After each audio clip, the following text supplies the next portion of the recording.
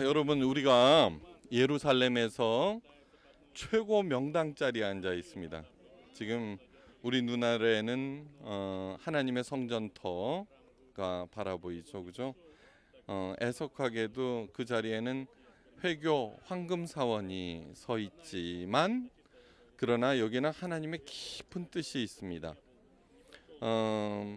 하나님께서 다시는 하나님의 성전을 짓지 못하도록 하셨습니다. 예수님께서 십자가에 달려 돌아가셨을 때 그 십자가상에서 사람들이 사흘 만에 하나님의 성전을 짓는 자여라고 비방하고 희롱하고 놀렸습니다.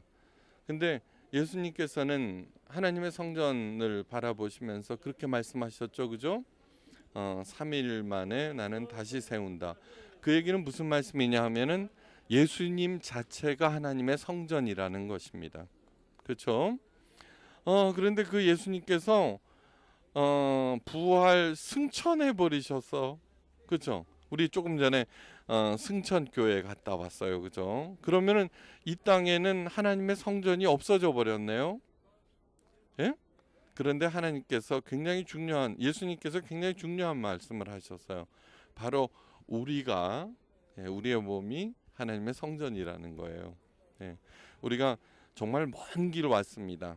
그리고 많은 비용을 들여서, 그 이유는 뭐냐 하면은 하나님의 성전으로 이 땅에 사신 예수님을 배우고 닮고 따르기 위해서입니다.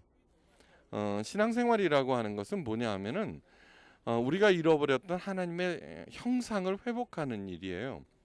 그런데 그 하나님의 형상은 곧 그리스도의 형상이에요. 예수님께서 이 땅에 오셨어요.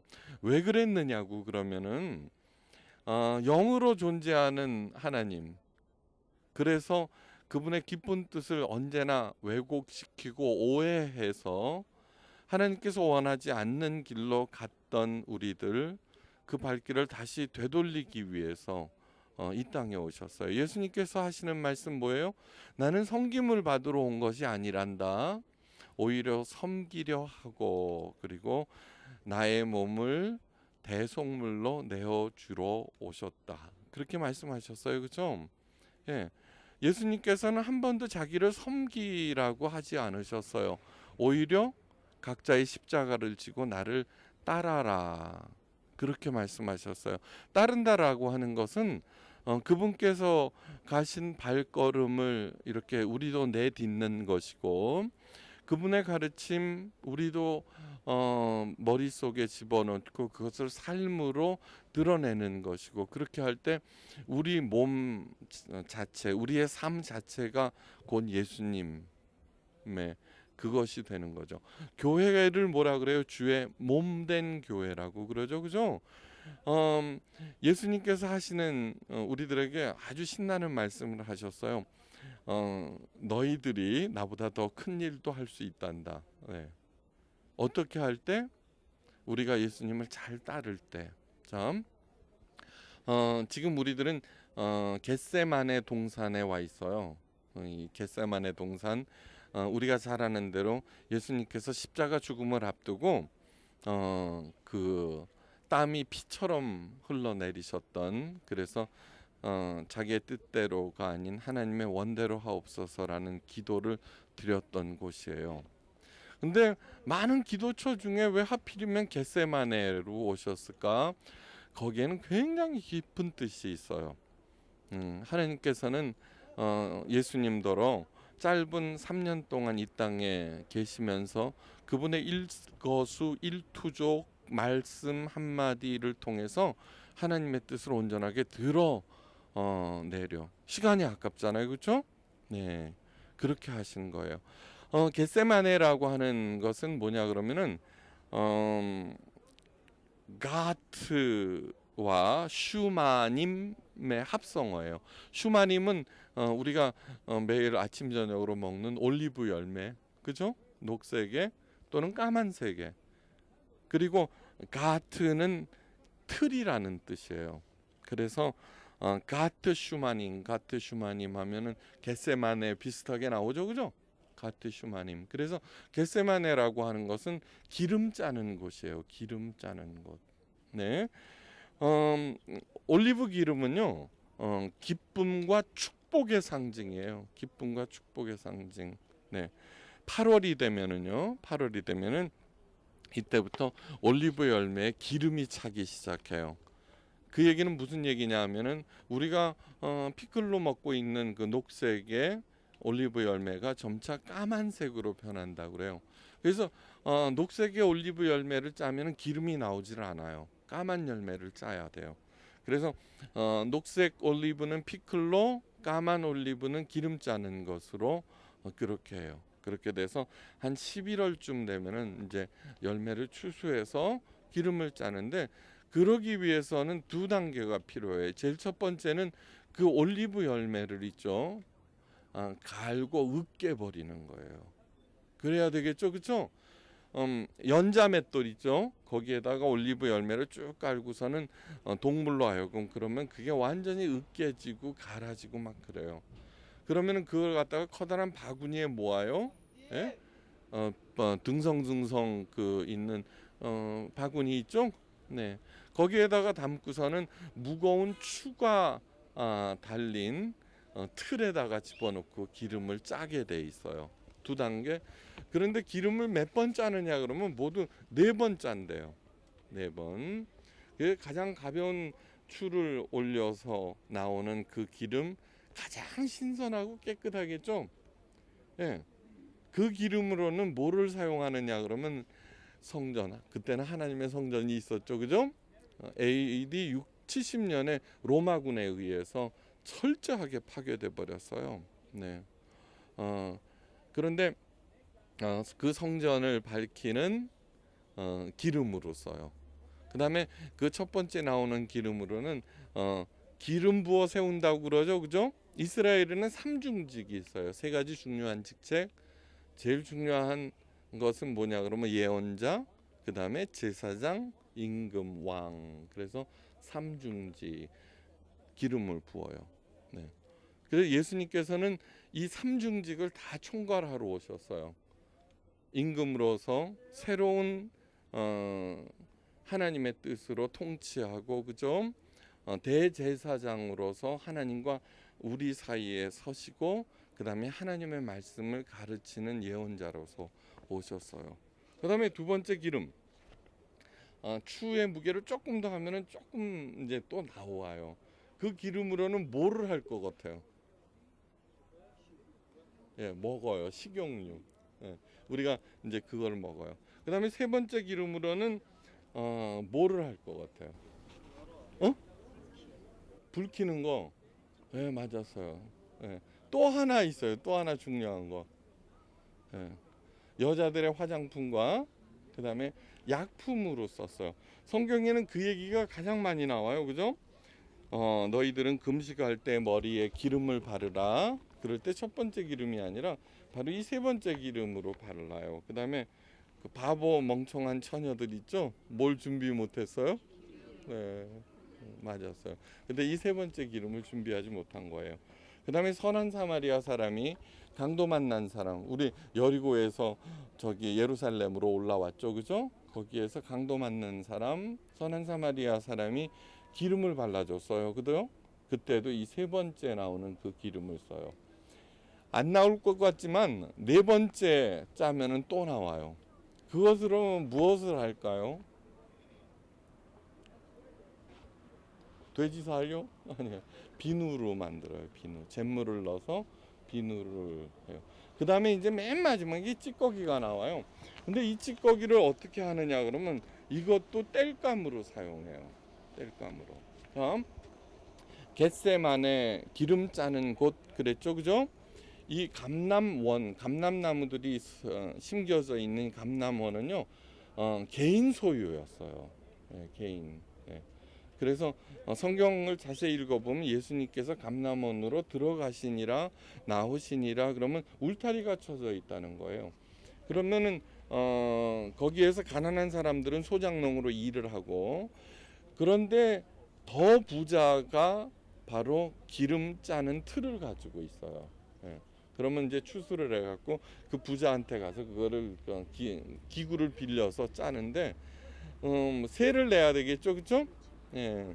그런데 조사를 해보니까 저는 깜짝 놀랐어요. 세를 얼마만큼 낼 것 같아요? 예? 50%. 예. 그 악한 지주구나. 아니에요. 1%. 굉장히 조금 내죠? 예. 여러분들 우리들이 이스라엘을 생각할 때 막 바리새인이 대제사장이니 막 그런 사람들을 생각했지만 경건한 사람들 있죠. 그런 사람들은 정말 자선을 온몸으로 실천했어요. 시장에 나가면은요 파장할 때요 싱싱한 물건들을 있죠 그냥 바닥에다가 탁탁탁탁 던져요. 과일 가게면은 고르지 않아요. 10분의 1을 그 자기가 가지고 있는 물건의 10분의 1을 거기다가 쌓아 넣어요. 그러면은 우리 같으면 우리 다 가서 죽겠죠, 그죠? 아니에요. 가난한 사람들이 와서 주서요. 그래 째데카라고 그래요.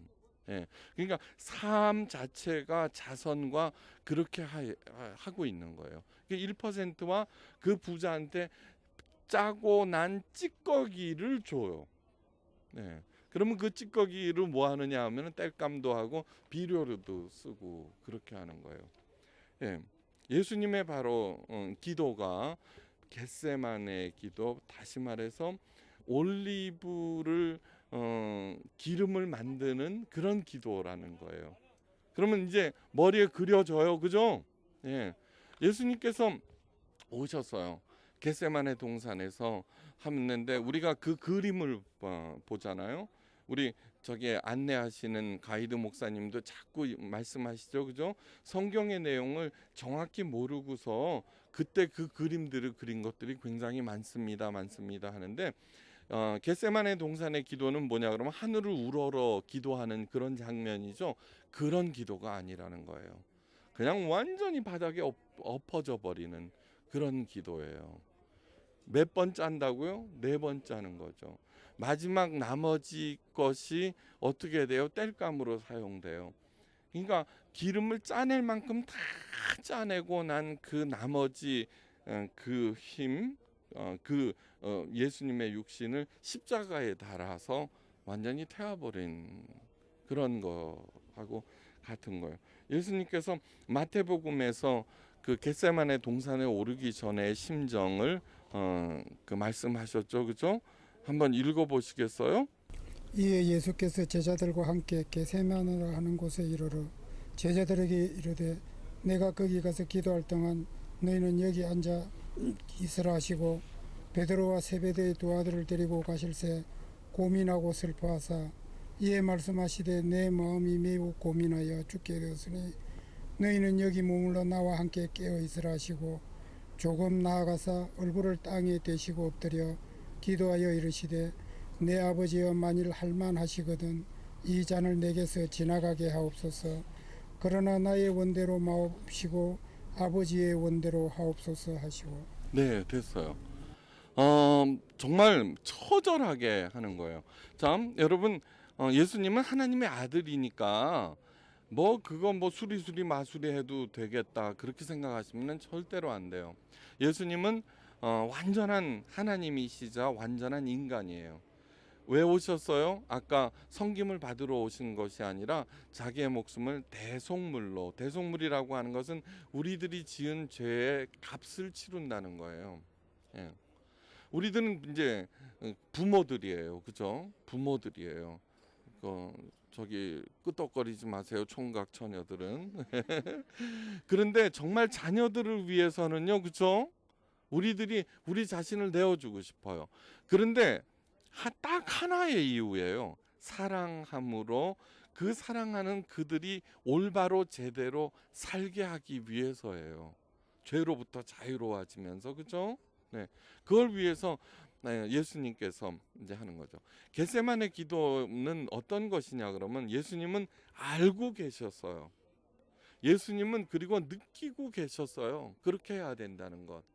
그런데 알고 느끼는 것을 삶으로 실천하는 것이 너무나 두려웠어요. 바로 기도라고 하는 것은 무엇이냐 하면은 고난을 피하기 위한 방편 수단이 아닌 거예요. 기도라고 하는 것은 우리들이 알고 있고 배워서 그 다음에 가슴속으로 느끼고 있는 이것이 삶으로 나오게 하기 위한 힘과 능력과 용기, 그것을 간구하는 일이에요. 네. 예수님께서 그렇게 하셨어요.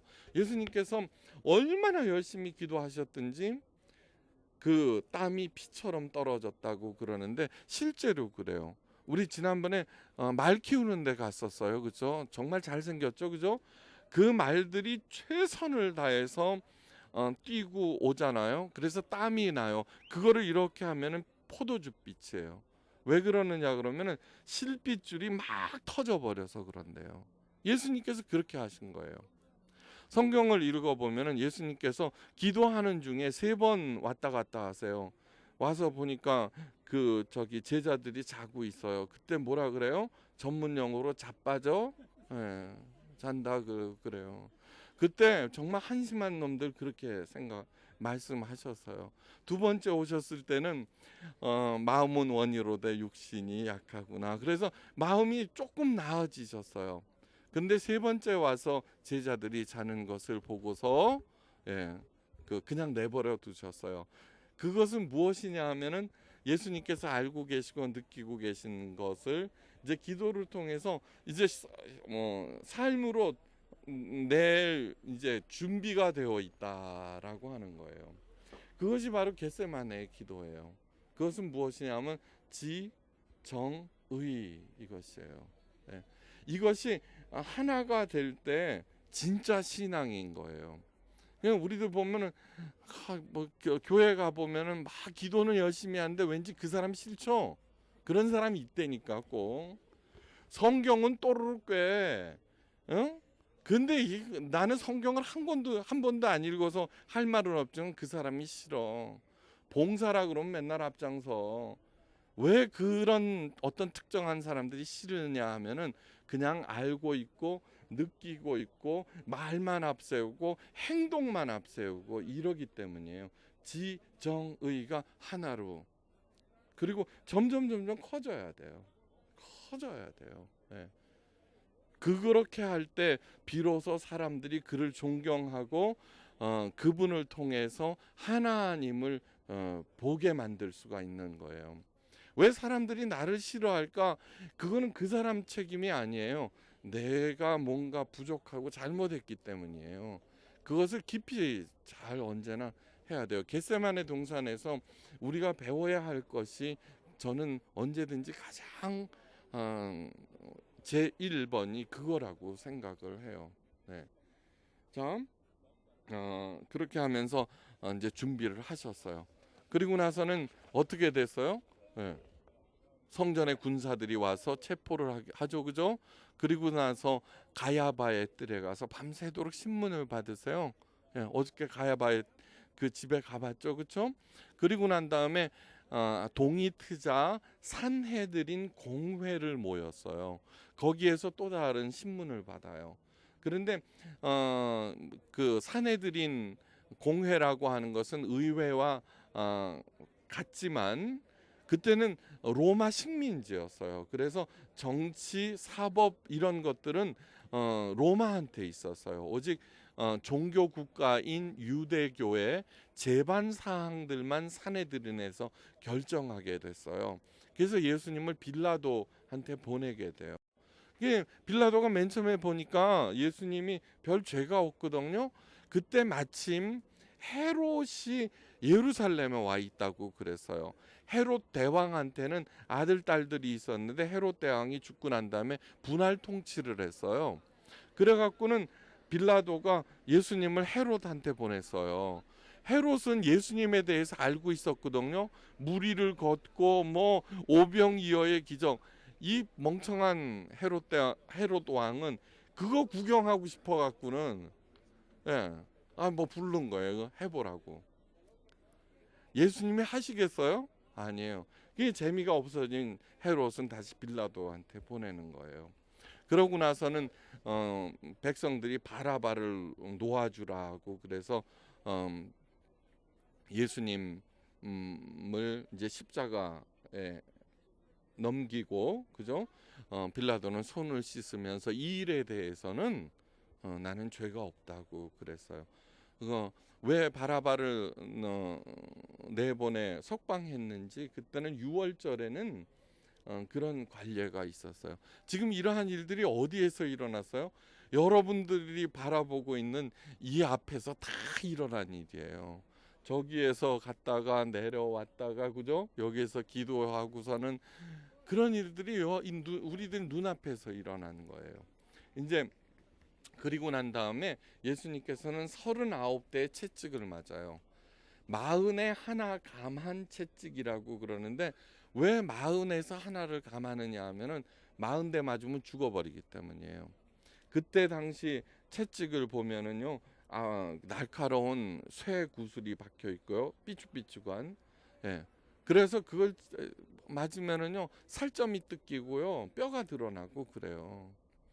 그걸 갖다가 그렇게 맞으시고 난 다음에 드디어 이제 십자가를 지고 골고다 언덕으로 가는 거예요. 오늘 우리들이 그 비아 돌로로사를 보게 될 거예요.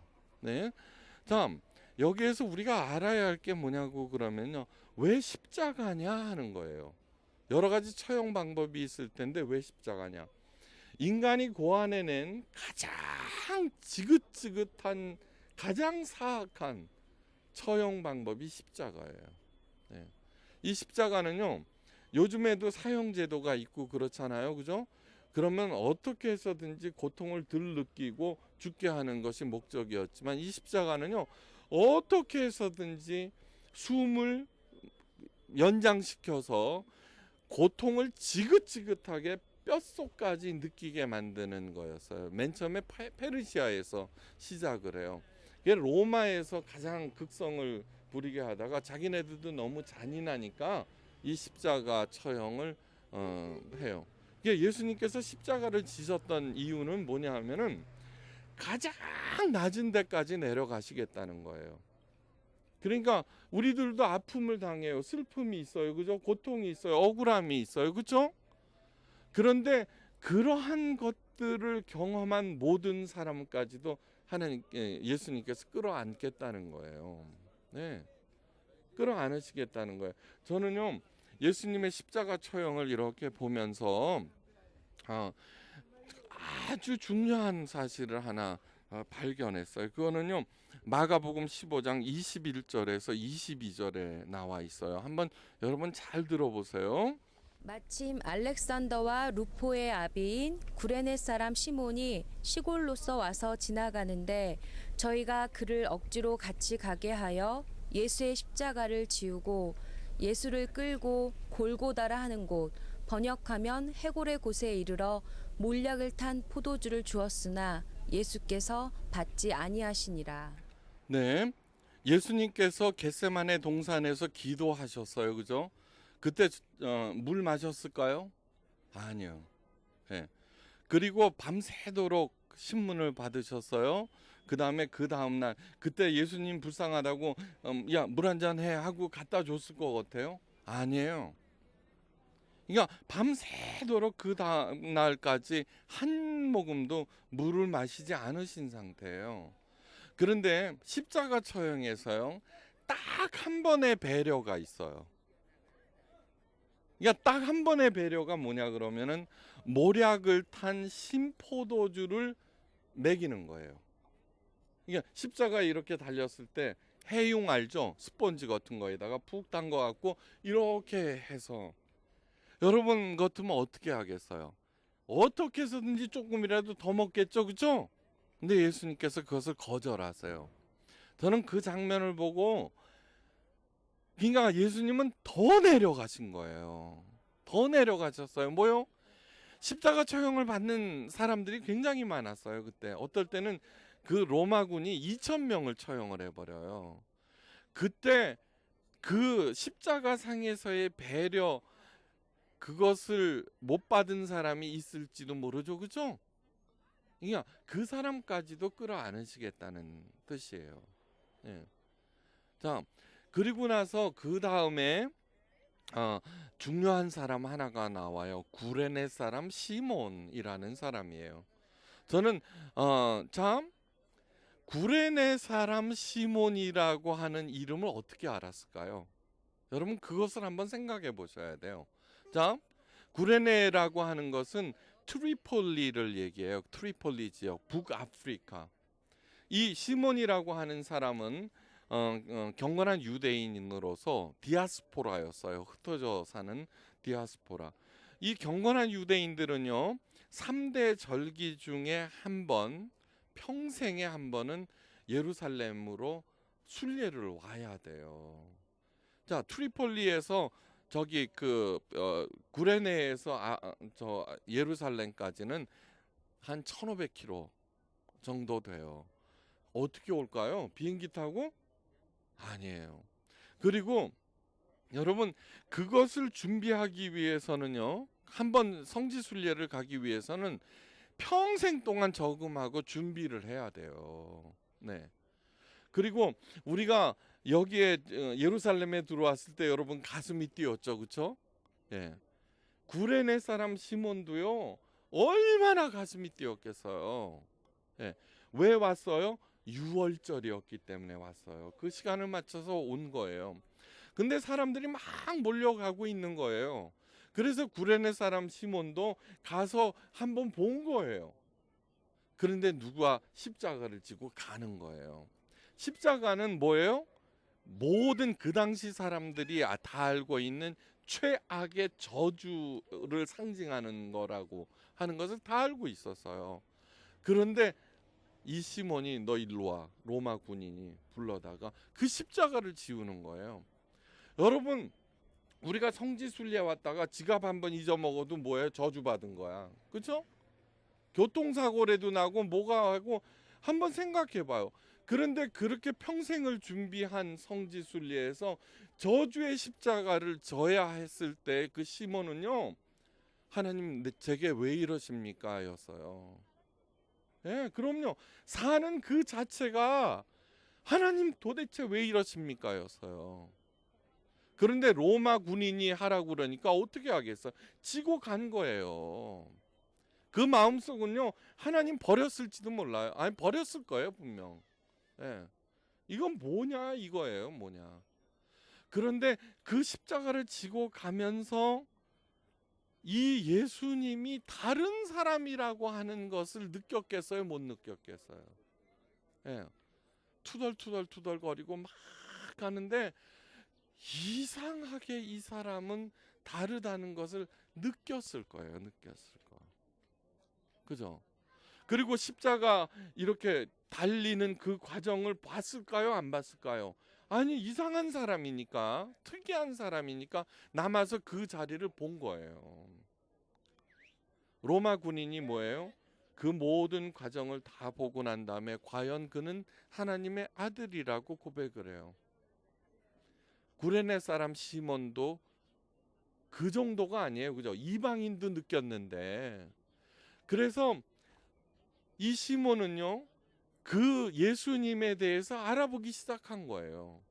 그런데 그 양반이 살아났다는 거예요. 예. 그러면 가서 확인할 거 아니에요, 그죠? 그러니까 그 초대교회에 남았다는 거예요, 초대교회. 그러니까 그 초대교회에 남은 구레네 사람 시몬이라고 하는 그 이름이 남는 거예요. 만약에 그가 에이 재수 없어 이건 뭐야 하고 그 자리를 떠났다면은 그냥 성경은 어떤 사람에게 십자가를 지웠더라라고 끝났을 거예요. 그렇죠? 예. 그 구레네 사람 시몬이라고 하는 그 간단한 그 단어에 그 안에 깊은 얘기가 있는 거예요. 다시 말해서 만약에 구레네 사람 시몬이 막 조사를 했는데 예수님이 부활이 가짜였어. 그럼 어떻게 됐을까요? 초대교회를 떠났겠죠. 그렇죠? 저거 엉터리야. 이런 기록이 남아있지를 않을 거예요. 그는 분명히 그래서 나중에는 어떻게 되느냐 하면은 다시 구레네로 가게 되고 트리폴리 지역은요, 북아프리카의 기독교 중심지가 돼요. 예, 얼마 전까지는 가다피의 도시였지만, 예? 그 정도예요. 그 다음에 나중에 구레네 사람 시몬의 이름이 한 번 더 등장해요. 로마서 16장 13절이에요. 저 그 구절을 읽고 여러분들이 전율을 느낄 수 있기를 바라요. 네. 주 안에서 택하심을 입은 루포와 그의 어머니에게 문안하라. 그의 어머니는 곧 내 어머니니라. 주 안에서 택함을 받은 루포의 어머니에게 문안하라고 그래요. 루포가 누구예요? 바로 구레네 시몬의 아들인 거예요. 아들이에요. 그런데 그 어머니가 곧 시몬의 와이프, 부인인 거예요.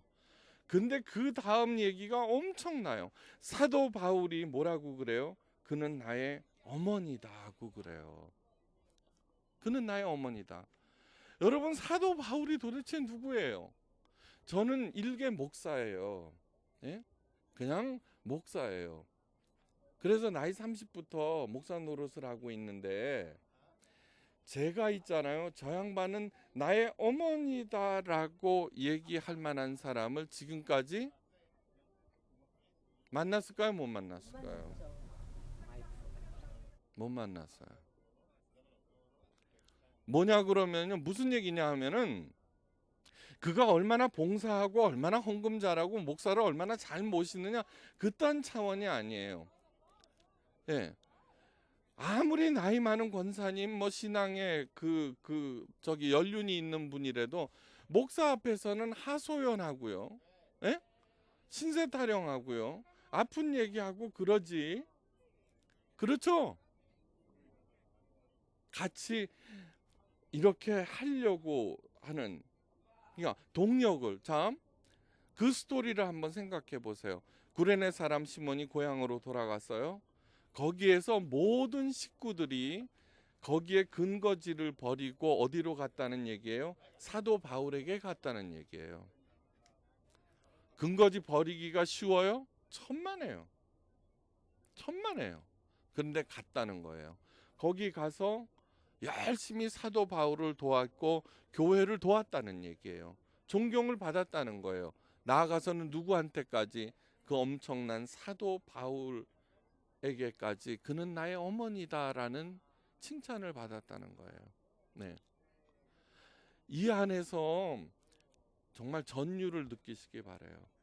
이게 뭐냐 그러면은 바로 사도 예수님의 그 겟세마네 기도와 십자가의 죽음이 실제로 어떠한 변화를 일으키는가를 보여주는 단적인 증거예요. 단적인 증거. 네. 아까 뭐라 그랬어요? 겟세마네 기도는 고난을 피하게 해달라는 그런 기도가 아니라고 그랬어요. 배우고 느끼고 그러한 것이 삶으로 나타나게 해달라는 그런 기도. 그리고 그것이 진짜 기도라고 하는 것을 말씀드렸어요. 그러니까 예수님께서 겟세마네 기도를 통해서 우리들에게 하시는 일은 그렇게 되라는 얘기예요. 구레네 시몬은 그렇게 된 것이고 그 식구들까지 그렇게 된 것이에요. 누구까지 감동시켜요? 사도 바울을 감동시킬 정도로까지 그렇게 했다는 얘기예요. 이제는 해야 할 일이 나를 바라보는 일이에요. 나는 어떠한가? 나는 어떻게 하고 있는가 도대체? 네. 마지막으로 엄청난 얘기가 한 구절이 더 남아 있어요. 요한계시록 11장 4절이에요. 자, 네. 이는 이 땅에 주 앞에 섰는 두 감람나무와 두 촛대니. 네. 자, 이는 이 땅에 주 앞에 섰는 두 감람나무와 촛대니라고 했어요. 여기서 두 감람나무 뭐 두 그루가 서 있냐 그게 아니에요. 감람나무와 촛대라고 하는 거예요. 누구를 얘기하는 것 같아요? 목사? 아니에요. 우리 모두를 얘기하고 있는 거예요. 주 앞에 섰는. 그러니까 우리들이 어떻게 살아야 하는지 이 간단한 한 구절로 드러나는 거예요. 우리들은 주 앞에 섰는 감람나무와 촛대라고 하시 그 말씀을 누가 하셨어요? 부활 승천하신 예수님께서 하신 말씀이에요. 자, 지금 우리들은요, 올리브 기름이 어떻게 나오는지 공부를 했어요. 그죠? 이게 감람나무예요. 우리 안에 기름이 있어요. 남을 하나님께 영광 돌리고 그 기름으로 뭐를 한다 그랬어요? 그죠? 성전에 촛대를 밝힌다 그랬죠? 제일 먼저. 예. 두 번째로는 뭐 한다 그랬어요? 먹는다 그랬잖아요. 식용. 자, 기름은 언제 생성이 돼요? 성숙하게 되면서 기름이 차기 시작하는 거예요. 예. 그 다음에 그 기름을 어떻게 내야 돼요? 일단 자기 부서져야 돼요. 으깨야 돼요. 짜내야 돼요. 예. 감람 촛대와 감람나무. 그래서 거기에서 나오는 그것으로 자기를 먼저 밝히는 거예요. 그죠? 왜요? 촛대의 역할이 그거 아니에요. 여러분 잊지 마세요. 아무리 악이 어둠이 엄청난 거라도요. 촛불 하나만 딱 켜면은요. 확 밝아져요. 그리고 그 촛불을 끄기 위해서 그 어둠이 아무리 강화를 해도 절대 못 꺼요. 절대 못 꺼요. 자기 아내와 자기 남편을 밝게 만들어 주기만 해도 그 사람 인생 성공한 거예요. 나이가 들면서 알아요. 아무리 바깥에서 어려운 일이 있고 교회에서 힘든 일이 있어도요. 마누라만 한번 싹 웃어주면 저 끝나요. 끝나요. 하나님은 이미 웃고 계시는 거예요. 그죠? 잊지 마세요. 여러분 뭐 거룩하게 된다는 게 거룩이라고 하는 것은 히브리어로 카도시예요. 밝고 따뜻하고 새롭게 만든다는 뜻이에요. 여러분들을 만났을 때 만약에 사람들이 짜증낸다라고 하면은 내가 거룩하지 않다는 거예요. 깊이 생각하세요. 깊이 생각하세요. 예. 너희는 빛과 소금이다. 빛의 속성이 뭐예요? 밝고 따뜻하다는 거예요. 아우 나 저 사람 만나면 짜증나. 그 다음에 나를 만나면은 그 사람이 새롭게 돼야 돼요. 요만큼이라도. 가장 먼저는 누구에게요? 아내와 남편에게요. 예. 어렵지 않아요. 어렵지 않아요. 여보 수고했어 한마디만 하면 돼요. 그렇죠? 너무 심각했나? 네. 자, 그 다음에 뭐냐 그러면은 감람나무라고 그랬죠, 그렇죠? 그 올리브 열매를 해서 그 기름을 나오게 해갖고는 태워야 될 거 아니에요, 그렇죠? 네. 그러면서 그 다음에 예수님께서 두 가지 말씀을 하셨어요. 만약에 그렇게 못되면 촛대로 옮겨버린대요. 그 다음에 그렇게 하는 사람은 엄청난 말씀을 하셨어요. 만일 누구든지 저희를 해하고자 한즉 저희 입에서 불이 나서 그 원수를 소멸할지니 누구든지 해하려 하면 반드시 이와 같이 죽음을 당하리라. 예. 그러니까 저절로 이기게 된다는 얘기예요. 내가 뭐 굳이 나서 갖고 뭐 이렇게 하고 저렇게 하고 하는 게 아니에요. 여러분 진짜로 그래요. 요즘 교회에서 저는 잘못 가르치고 있다고 그래요. 악과 죄를 갖다가 멀리하고 그래서 자꾸 움츠러들게 만들어요. 그렇지 않아요. 밝고 따뜻하게 만들어야 돼요. 새롭게 만들어야 돼요. 그러기 위해서는 나를 만나는 사람 새로워지고 밝아지고 따뜻해지고 그 일만 하고 있으면은요, 여러분요 복수하고 억울해하고 그렇게 할 시간이 없다는 걸 알게 될 거예요. 그리고 나머지는 어떻게 하시겠다? 하나님께서 알아서 하시겠다는 거예요. 그 다음에 저희가 권세를 가지고 그 예언을 하는 동안 물을 변하여 피가 되게 하고 아무 때든지 원하는 대로 땅을 치리로다. 자, 권세를 가지고 우리가 산 목표가 뭐예요? 하나님을 모를 때 있죠. 응? 권세, 힘 가지려고 그러죠. 네. 그 다음에 저는 제일 정말 딱한 게 뭐냐고 그러면은 예수님과 함께 1000년 동안 왕 노릇하면 뭐 하시려고? 지금도 이만하면 된 거 아니에요? 그런데 창세기 1장 28절에 하나님의 형상을 만들면서 형상으로 우리를 지으시면서 땅을 다스리라고 그랬는데 그 다스리라고 하는 말은 무슨 히브리어 라다인데 살게 하다 돌보다는 뜻이에요. 이만큼 굴림했으면 되는 거예요. 이 마누라 눈치 보면서 벌벌 사는 것만으로도 있잖아요. 충분히 굴림하신 거예요. 자녀들 있죠. 자녀들 엄마 아빠 눈치 얼마나 보는지 알아요? 위축되고 그렇게 만들 그것으로 충분한 거예요. 이제는 해야 될 일이 뭐냐 하면은 내가 감람나무와 촛대가 되어서 남을 밝히고 남을 새롭게 하고 그렇게 하는 일을 돌보고 살리는 일을 하셔야 되는 거예요. 그걸 하라고 오늘 이 가장 최고의 명당 자리에서 가로 열고 최고의 가로 닫고 강의를 듣는 거예요. 예. 오늘 이 말씀을 듣고요. 이 말씀을 듣고 이제 비아 돌로로사를 가면서 여러분 그렇게 슬퍼하지 마세요. 내가 해야 할 일이 무엇인가를 알고요. 그렇게 되면은 저희가 권세를 가지고 그 예언을 하는 동안 예언할 때 예자는 수리수리 마술이 그게 아니에요. 로마서 4장인가 유대인의 나음이 무엇이며 그 그리스도인의 유익이 무엇이냐 그러면서 너희는 하나님의 말씀을 맡았느니라 그런 거예요. 맡길 예자예요. 뭘? 말씀을. 그러니까 우리가 말씀을 맡은 사람들이에요. 여기에서 그 예언을 하는 동안 그 소리는 뭐냐 하면은 하나님의 말씀을 우리가 받았어요. 예수님 하나님께서 우리들에게 말씀을 맡겼어요. 그것을 살아내는 거예요. 살아내는 거예요. 그래서 그 말씀을 살아내는 동안에는 물이 변하여 피가 되게 하겠다는 거예요. 밍밍한 물이 생명이 된다는 얘기예요. 생명. 뭐 그거 막 한다고 뭐 저기 개거품 물고 막 뭐 그거 아니에요. 그 말씀을 실제로 살아내는 거예요. 그 다음에 아무 때나 원하는 대로 땅을 치리하리라. 내가 마음속에 나 저 사람 살리고 싶어 느낄 때에는 그 사람 살릴 수 있다는 얘기예요. 예?